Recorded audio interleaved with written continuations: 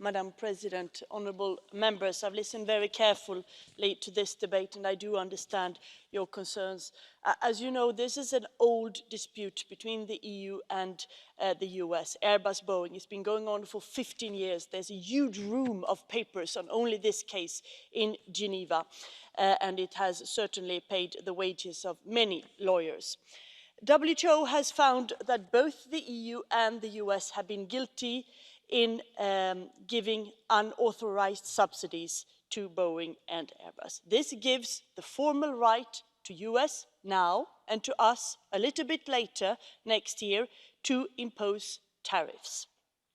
We are preparing, and we have made that very clear to the US, that we are preparing such a list as well to have if it would be needed. However, as many of you have said, we already have too many tariffs in this world, and that is why we have been pushing for a negotiated solution.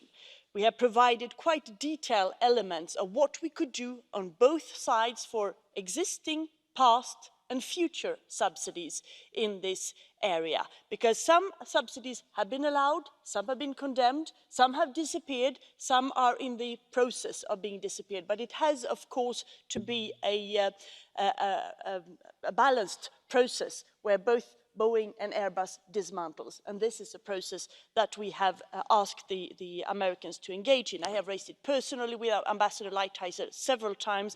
I know that member states, some of you and others have passed the same message, so we've been perfectly united there. We have also proposed that, apart from disciplining ourselves, that we should set global standards, because the big problem in the future will be other big economies who are already today massively subsidising their civil aircraft, and if we could put some global standards here, it would be useful. Unfortunately, the US have not at this point been willing to engage. We will keep on pushing, of course, but so far that has not been possible.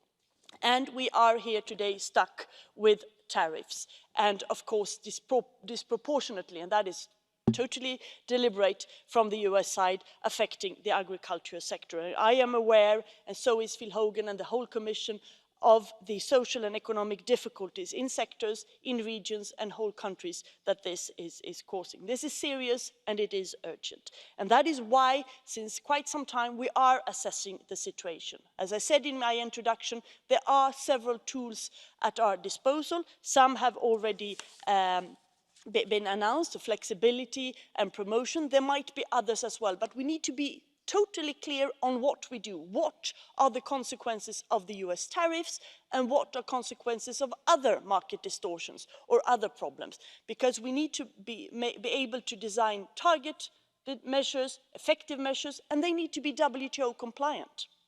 And that is what is doing right now.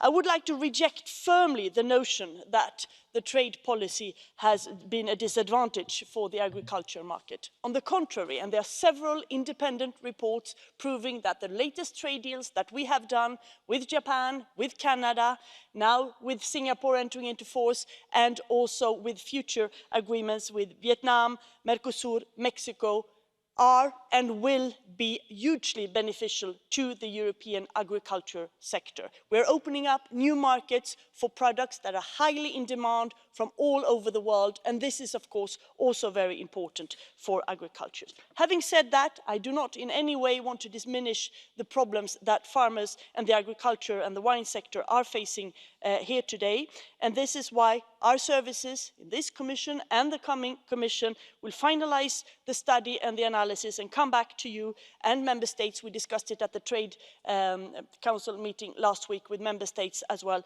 very soon on further action in this field. Thank you very much, Madam President, for this debate. Vielen Dank, Frau Kommissarin.